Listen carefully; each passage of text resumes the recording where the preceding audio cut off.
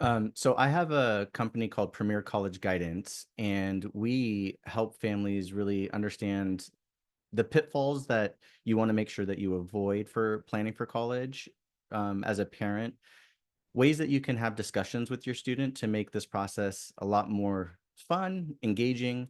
And so hopefully from our discussion tonight, we'll be able to have you give it a jump start on this process with the family so that you have a lot of just helpful tips to propel you forward in this process.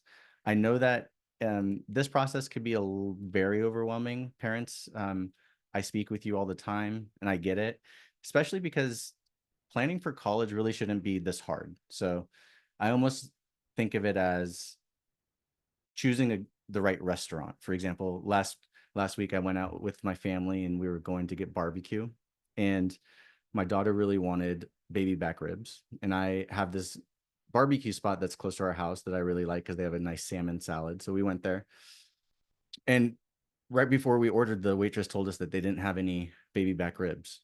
And so my daughter was looking at me, and I know I was going to hear it for the next few days. So we ended up leaving and going to another barbecue spot that wasn't my favorite, but it had what we were looking for.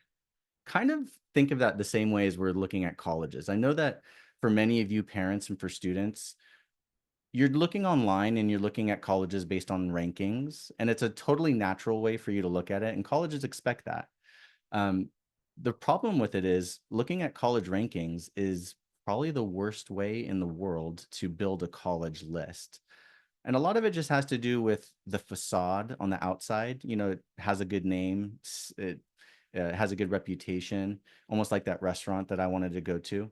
But if it doesn't have exactly what you're looking for, why are we even applying to that school? So ultimately, if it doesn't have the type of social fit for the student, if it doesn't have the right academic offerings, if it doesn't have the right support systems or mentorship that your student could utilize to thrive in their college experience, the question becomes, why are we even applying to those schools that have high rankings but don't really have all the accoutrements that go with having a good college experience? So hopefully by the end of our discussion today, you're going to be able to hear um, some of the things to look out for and put those into practice. Can Trevor, you, I'm sorry to interrupt. I think the feedback from the chat is that they can't hear you. okay, can you hear me okay, Tim? I can, but I have you on headphones, so I don't know what the experience is from a laptop. Okay, let me see. So I'm gonna try looking at, hold on one second. Can anyone come off mute for a second and let me know if you're having difficulty?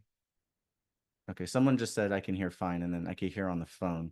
Um, is there someone in particular that is having an issue, or am I coming through okay now?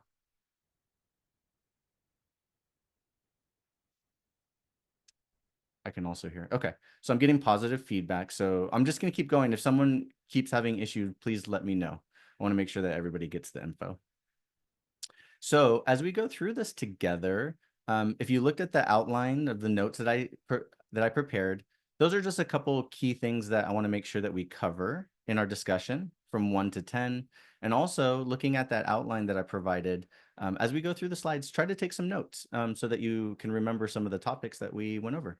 Um, let me kick this off by sharing my screen. And if someone could let me know if you could see my screen okay. Is this coming through clear for everyone? I'm going to assume so, and then I'm just going to keep moving. Okay, perfect. Thank you so much for letting me know. So as I said, topic for tonight, A+ colleges for B students.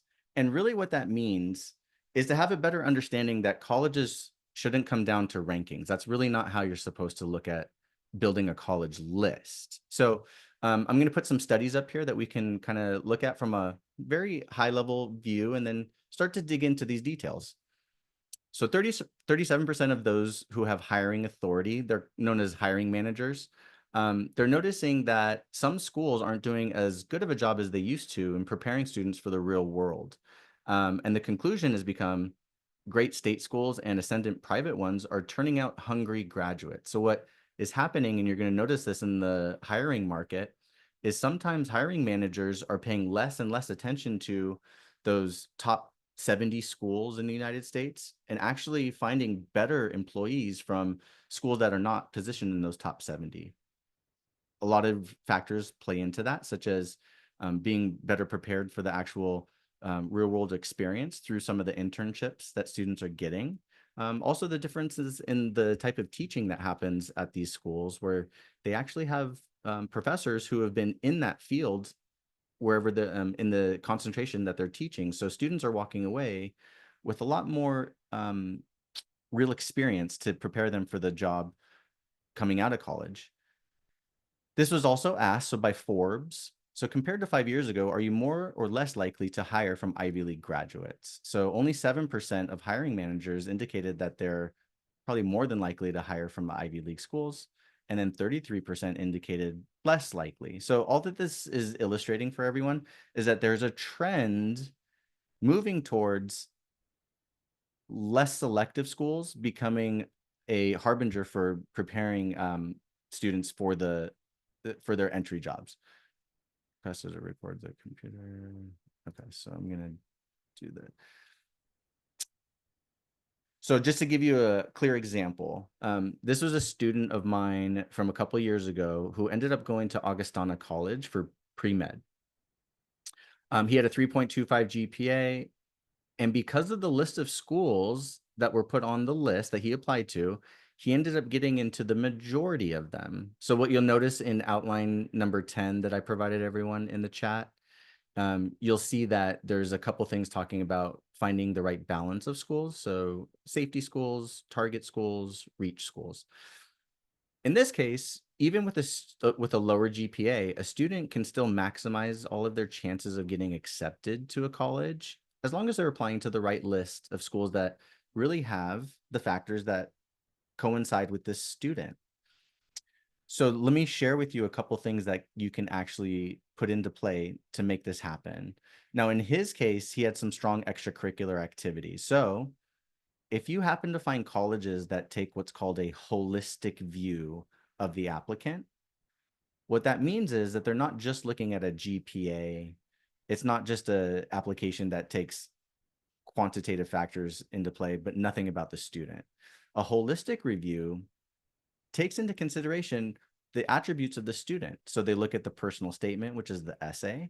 They look at the activities that the student's been participating in, the major, so like how they've learned about that program and why they're prepared for it. So anytime you look at building extracurriculars, this is going to help build a narrative. So when you apply to colleges that look at the holistic view, this is going to help build that information so that they're going to get to know you better. You're not just a GPA at that point. So look at that. A few of the schools that he applied to: University of Dayton, Samford, Centre College, Creighton University, which if you haven't heard of this school, I definitely suggest you looking into this, Sonoma State, and UC Riverside. So if I were to take a step back, and parents, I definitely know that a lot of you are looking to hopefully have your students stay close to school or close to home, not move too far away. That's a great strategy. If you were open to the idea of broadening the list of colleges out of state as well, what you're going to come to find is sometimes these colleges have campus environments that are certainly more inviting to a student like yours. So maybe as our first go around, let's not eliminate out of state schools just yet. There always comes part of the conversation if you do go out of state, which is the value there for the price that you're going to pay going out of state? What am I getting for it? Or am I better off just, will I have a better return on investment, maybe staying in state? So we could dive into those details as well. But just to give you a sense, these are some A+ schools for a B student. Now, what are the factors that would make a school an A+ pick? You have to understand that not every college is created equally. So some schools have certain attributes on campus that your student will be able to take advantage of. In this case, the school that he selected had these amenities on campus. So a writing center. If you can imagine, not every student coming out of high school has the best writing ability. So if there's something on campus where your student can go to frequently, get some guidance on better writing techniques, rhetoric, reading comprehension, things like that. That's some of the stuff that you may be looking for as you delve into the college list.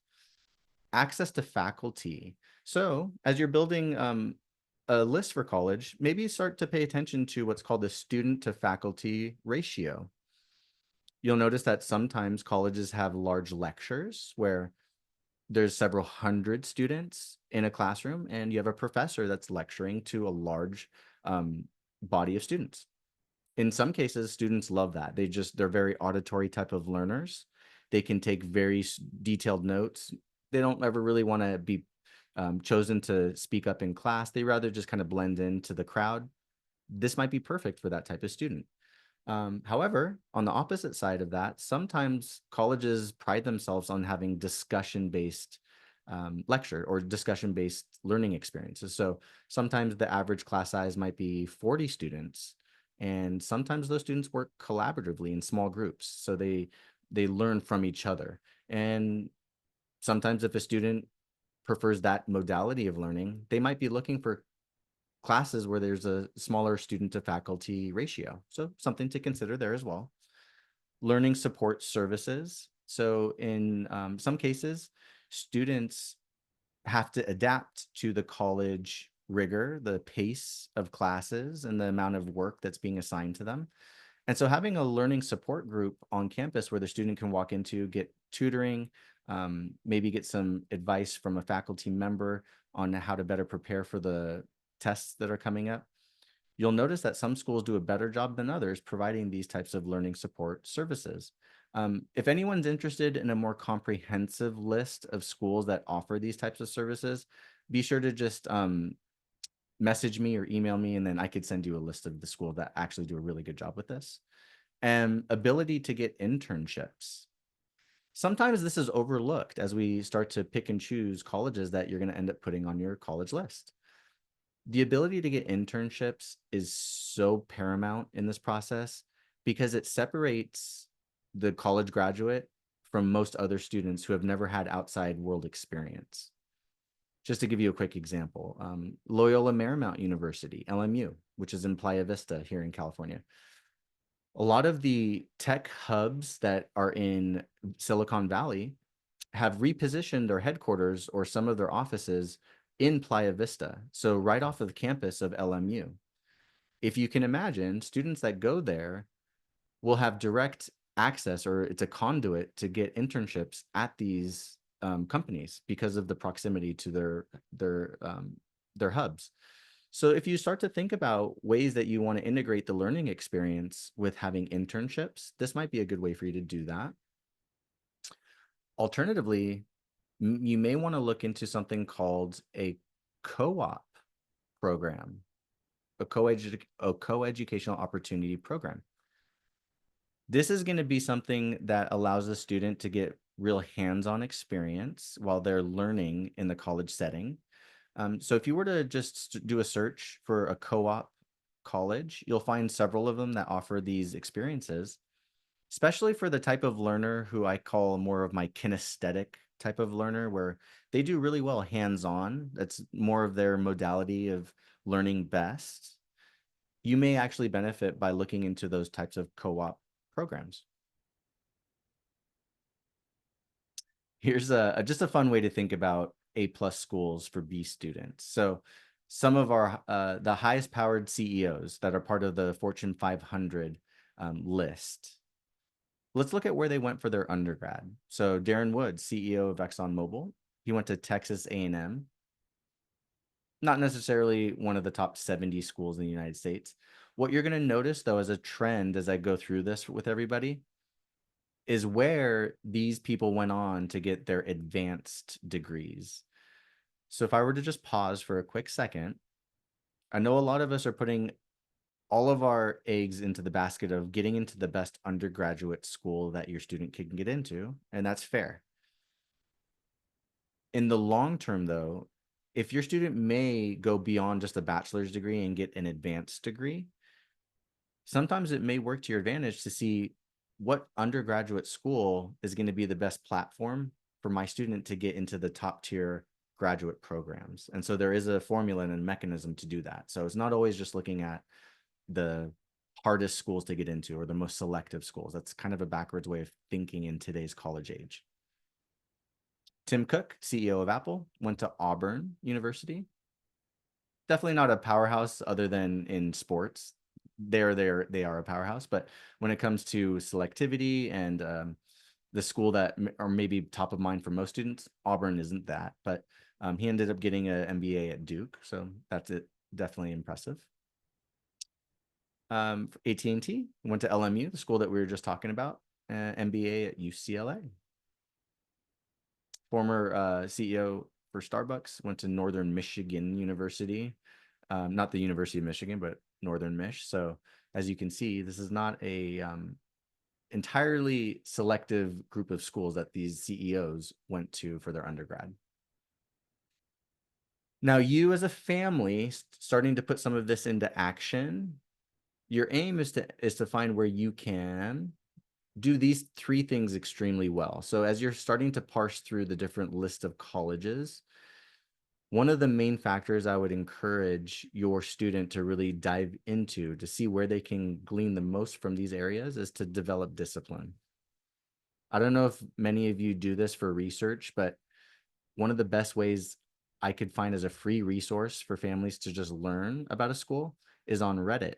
So if you were to look at some of the forums from their alumni that went to these schools that you're interested in, you could look for forums that talk about what the standout attributes were that they got from those schools. For example, developing discipline, schools that really emphasized inventiveness on campus, so that had a really keen eye towards helping students develop certain initiatives on campus, that would be there. Learning analytical skills. Parents, you're going to probably be floored by what I'm going to say, but at some colleges, if you compare the curriculum today to 15 years ago, what you'll notice is that sometimes the professors have been steadily over time assigning less and less homework for the student, meaning that there's less reading requirements happening now. Some schools have done the opposite of that, where they put more opportunities on campus where students can dive into electives, develop a minor, where they're learning analytical skills. So they pride themselves on helping students really flourish in these areas. That's maybe another thing that you should be aware of, is because professors now know that online they could be rated by students who take their class. It's called Rate My Professor. It's almost like an online review for a restaurant, but for professors. Sometimes, because these professors, they want to have a good reputation, they want to be on a tenured track wherever they are teaching, they want to maybe get better ratings from their students. So they're going to maybe sometimes assign less work, or maybe make it a little bit easier for that student to get a better grade. And these are things that you can start to look at from an outsider's view to see what's really happening at the culture of the school on campus there. So I find these to be the most pivotal things to look for as you're developing a list. Find schools that can help the student develop discipline, certainly develop inventiveness, and then learn analytical skills along the way. Here's a huge stat that doesn't get mentioned too much during the college preparation process. So the reality, if we look at the nation, not just California, but throughout the United States, 30% of the students who go off to college as a freshman will not return that following year, meaning that they just ended up finding that it wasn't the right place for them to be for higher education. These are some factors that usually contribute to that. So not academically prepared for the rigor of that school.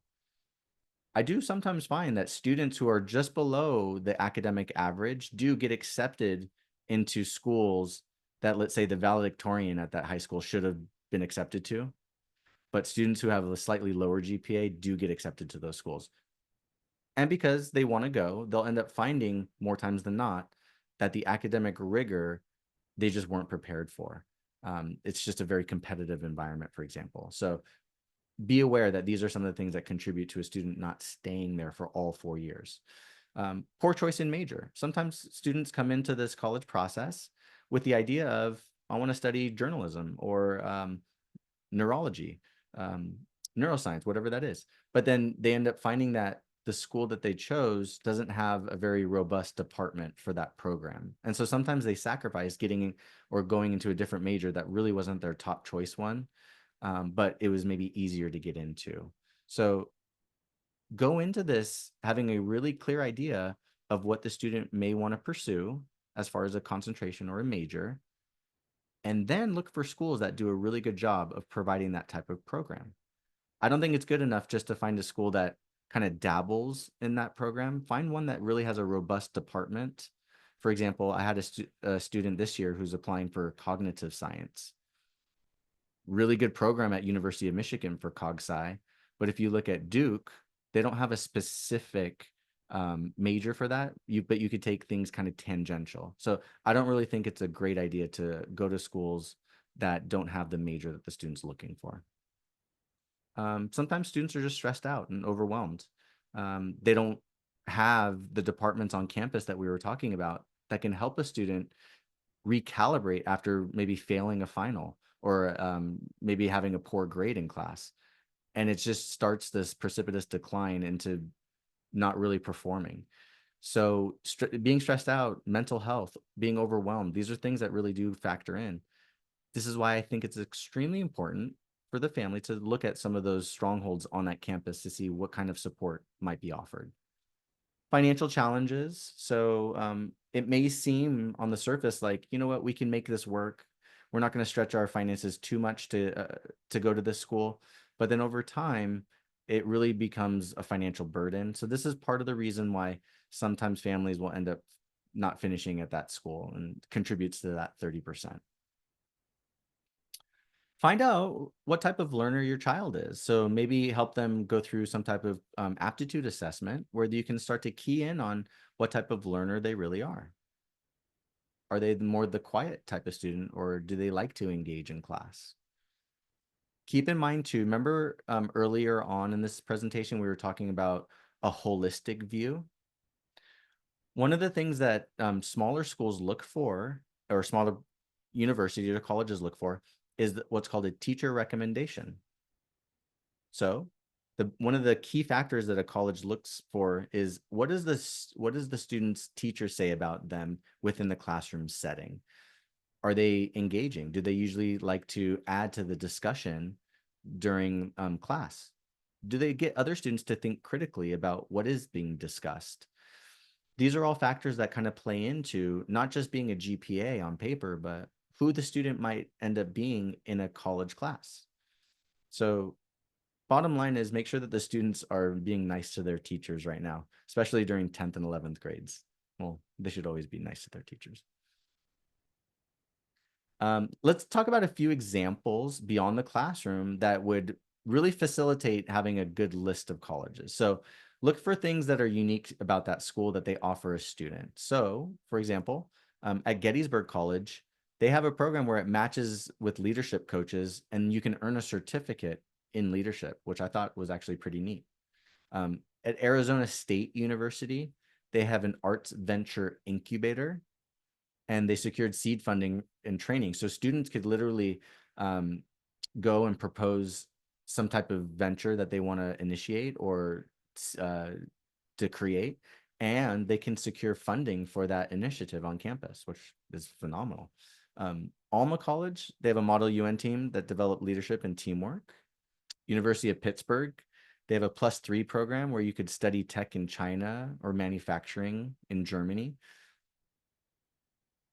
Sometimes it's hard to imagine doing a study abroad program, especially while your student's in high school.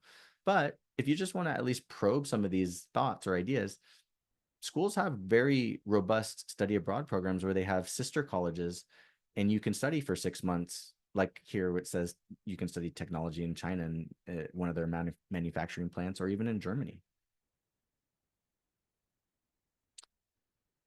If anybody was interested in entrepreneurship, Get to know Babson College. It's a phenomenal school. For women especially, they have this center, which I thought was actually pretty neat. If you want to get analytical and talk about the raw data that makes an A plus school, these are some of the things that I would suggest factoring in. So 40% of the freshmen place on the top 25% of their high school class. For those of you who are looking at this and you're like, well, how would I even find that data? Either A, you can go to their college's admissions page and it'll give you a general sense of the type of students that make up their population there. Alternatively, there's some online resources like College Board that you may look at that could configure some of this information as well. The most reliable source that I like to use, it's very interesting if you're into data. It's called the Common Data Set, CDS, so Common Data Set. Every year, colleges are required to send reporting and new information based on that year's class. And they publish this information, so you can actually key in on some of this data here. So a school that if they do take the SAT or ACT, for example, this would usually be the range that I would consider an A plus school for a B student. So this is usually the range to be looking out for. And then no more than 50% of freshmen are in the top 10% of their high school class. So 50% of the freshmen at that university should make up about 10% of their high school class, but no more than that. So I know a lot of schools don't look at the rankings in high school, but you could find some of this information through those websites that I was just mentioning as well. So if you just want to get into the nitty gritty of the stats, that's usually how I would define a school like this. The reasons why you would look for schools that are a better match for the student, both socially as well as academically, is because it does come down to these components, in my opinion. So finding the right connections, building a good network, and then having strong value in the school in with regard to the cost. So having all of these, I think this matters the most, nurturing versus competitive. So find out if your student thrives in an environment where it's a little bit more nurturing. Students all kind of get together and collaborate and help each other. Sometimes schools could be very competitive where, let's say, imagine for a second your student misses a week of class because they're sick. They show up the next week and they ask one of their classmates, hey, can I get the notes from last week? And because it's such a competitive environment, most students don't want to help each other because they're all working against each other. That's the reality of some schools and their social dynamic. So maybe have that type of discussion with your student as well.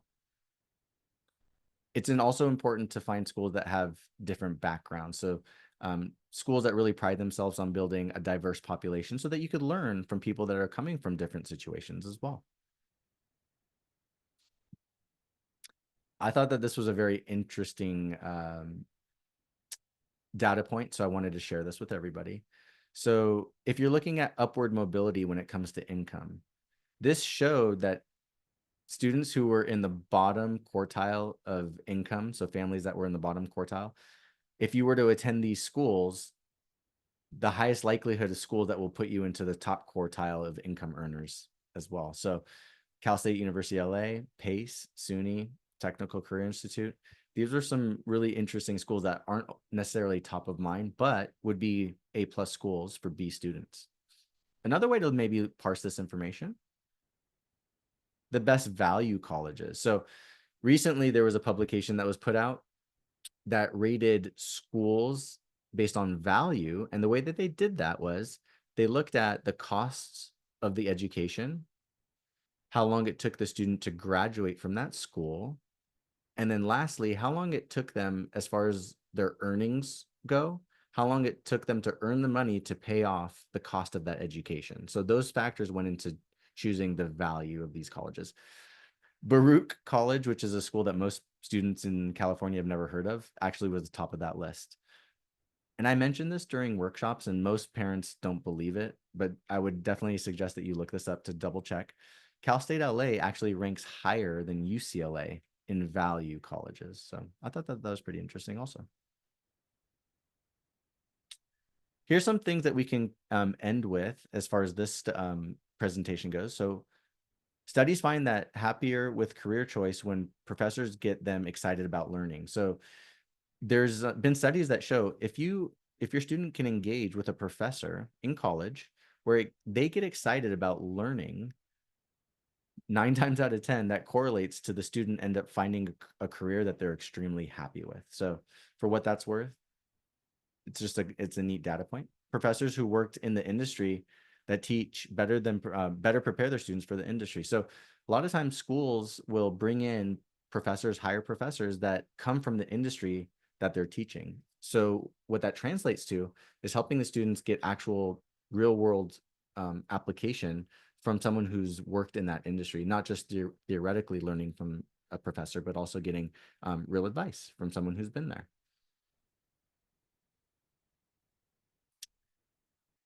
Here's something that you may want to also kind of update yourself on. So, a lot of schools that you right now have top of mind are the ones that have high rankings, of course. Colleges do a really good job of marketing to you as a parent through rankings.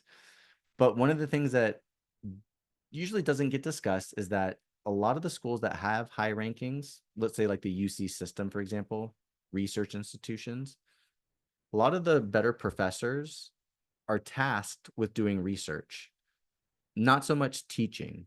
So if you think about it during the undergraduate studies, if let's say you go to a UC school, which I think are phenomenal, I send students every single year to UC schools. For the right student, it's the right match.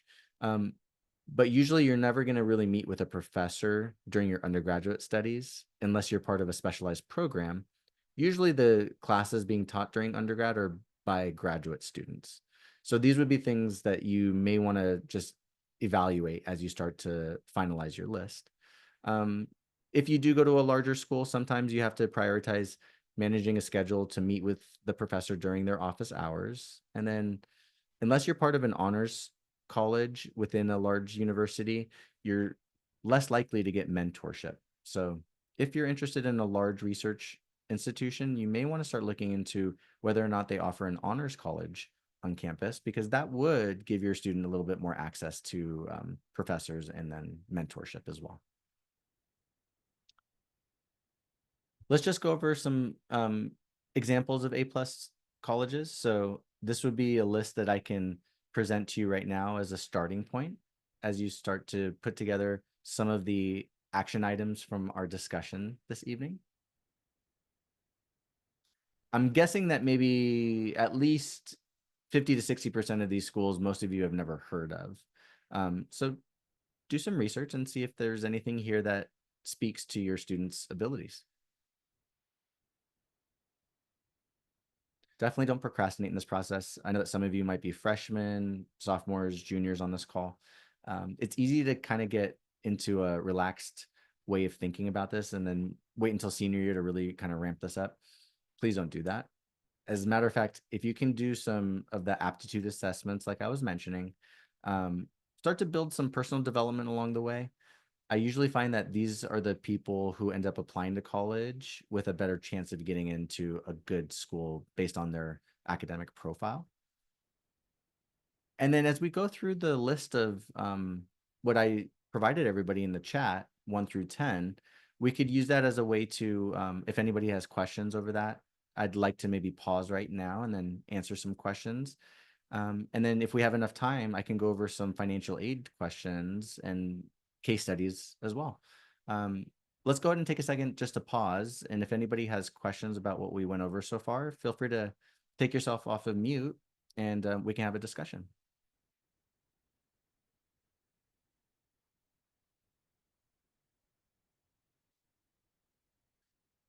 And nobody's brave enough to ask a question, that's fine too, but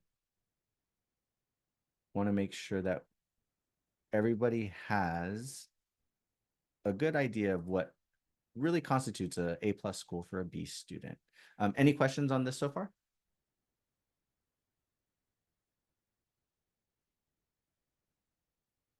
No? Okay, perfect.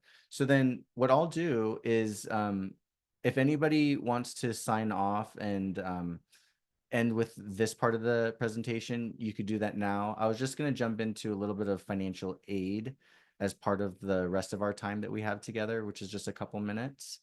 But Tam, did you have any questions or anything for me?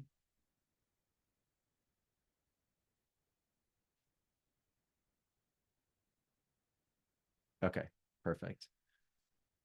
So here's what I'm gonna do. I want to go ahead and address the financial aid part of this discussion, which really has to do with developing a passion project. So if you think about having a passion project, what this is a way for your student to develop something in a very narrow area without overextending their extracurricular activities. So, if you can imagine a student that is looking to get into environmental studies, they might look for schools that share in that mission and find that they have similar values and create a passion project around developing environmental sustainability, maybe starting a community nursery. It's an effort that a student can take beyond the classroom that demonstrates to a college that they're really passionate about a certain area and they're willing to work towards a cause. A passion project is really what helps, let's say, a B student to really overcome the hardships that are demonstrated in their GPA to give a school a stronger narrative behind who the student really is and what drives them, what motivates them, how they might be able to demonstrate leadership on their college campus.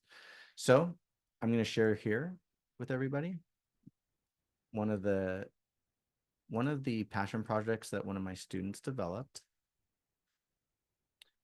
So she designed the narrative to demonstrate skills and passion, environmental studies, and architecture as a joint major. So she created a environmental study on her own and actually built a publication around this that she built as a blog, which was actually super interesting. And she pointed to this in most of her college essays.